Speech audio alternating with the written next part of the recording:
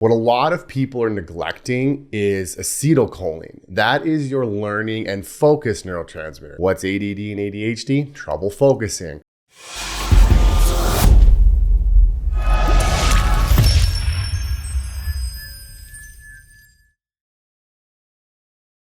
ADD and ADHD is commonly diagnosed now, whether it's self-diagnosis or whether it's going to your doctor or reading on the internet. A lot of people are experiencing ADD and ADHD symptoms. Theoretically, ADD is a slow brain, where ADHD is a fast brain, or what I like to call just an uncontrolled brain. And what affects this, or how this comes to be, is usually neurotransmitters. So if you dive into the literature, they focus a lot on things like dopamine when it comes to ADD or ADHD. Think of dopamine as your engine, it's your horsepower, it's what moves you kind of idea. It's your get stuff done neurotransmitter. What a lot of people are neglecting is acetylcholine. That is your learning and focus neurotransmitter. What's ADD and ADHD? Trouble focusing. So we've put a lot of emphasis on dopamine, which is not wrong. But the issue with that being is if we only target dopamine, acetylcholine is also your regulator of dopamine. So think of it this way. If you're doing all these things, like whether it's medication or supplements and whatnot to improve dopamine levels, but you still have low levels of acetylcholine, you have like a really big engine with like a really weak transmission or a bad computer, whatever. I don't know how familiar people are with cars. We're just having poor control of that dopamine, which can exacerbate these symptoms. So we know that these neurotransmitters are having an impact on this ADD and ADHD, but what's causing issues with these neurotransmitters? That's a complex topic that I won't get too in depth in this video. Once again, it's just so complex, but a big driver of neurotransmitter issues is gut issues, is viruses, is parasites, is mold, is candida, is mycotoxins. And we even look at things like immune suppression that lead to high levels of candida and clostridia. So clostridia is a really big culprit of things like ADD, ADHD, depression, because as mentioned, dopamine plays a big part in this, and clostridia will inhibit your ability to convert dopamine to norepinephrine. And that norepinephrine is what's going to be responsible for energy, mood, vitality, cardiovascular health, and even things like memory. So then what happens is this dopamine will build up in the nerve cell, which then it becomes toxic. So now you're using these processes to make it less toxic, but if your body struggles to do that because you're already toxic riddled from the infection and from who knows what else in your environment, then it's going to create something known as dopaminoquinone, which can cause the nerve cell to essentially die. So then this is where we're seeing like a lot of cognitive issues. So ultimately treating the underlying root cause, so whether it's the gut infection, mold, candida, etc., is how you're going to conquer this long-term to manage or even eradicate these ADD and ADHD symptoms. But there are a lot of lifestyle interventions that you can implement right away to help improve this already, which not only will work on the ADD and ADHD symptoms, but it will also help with the underlying root cause. So number one is we gotta start the day off right. So many of us wake up and the first thing we do is we roll over and we grab our phones. We start scrolling Instagram, TikTok, whatever, check our emails, check our messages, and most likely when it comes to checking our messages, somebody says something we don't like or whatever and puts us in this sour mood. That's already affecting your neurotransmitters. Or when we're scrolling through TikTok and Instagram, that is gonna affect them even further. You're just depleting what very little dopamine you already have left. And then you set your day up for you're constantly searching for something because you're trying to build that dopamine. And this is where we get things like addictions, eating habits, those poor eating habits, things along that nature. So when starting your day, get sunlight as soon as you can. Use a wake up light because sometimes it's still dark right now while I'm recording this video. Do some journaling and some meditation. And my favorite thing is have like beef and nuts or beef and dark chocolate or something for breakfast, because those are going to contain the nutrients to help build these neurotransmitters. And ultimately you have to be bored sometimes. We're always trying to stimulate ourselves because we have the ability, we have all this technology, we have, like I said, our phones and everything. So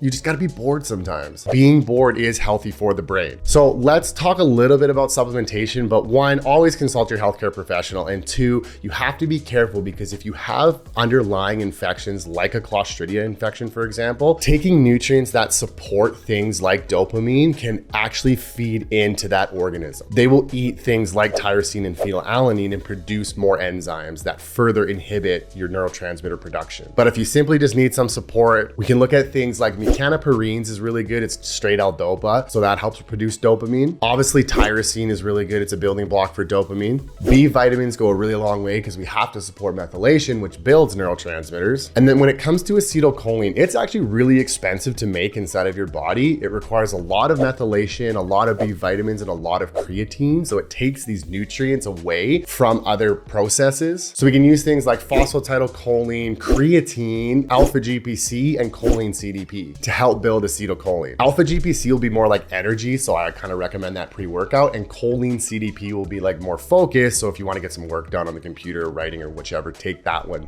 prior. If you use things like acetylcarnitine, it can help increase these nootropics into the brain. There are some genetic variations that can cause people to have like ADD and ADHD. So we have your COMT and your MAO, your catechol-methyltransferase and your monoamine oxidase enzymes. And what these will do is they will break down these neurotransmitters, and you could have high levels or fast genes in regards to like COMT. Once again, this could be driven by your environment. Remember, genetics load the gun, but lifestyle pulls the trigger.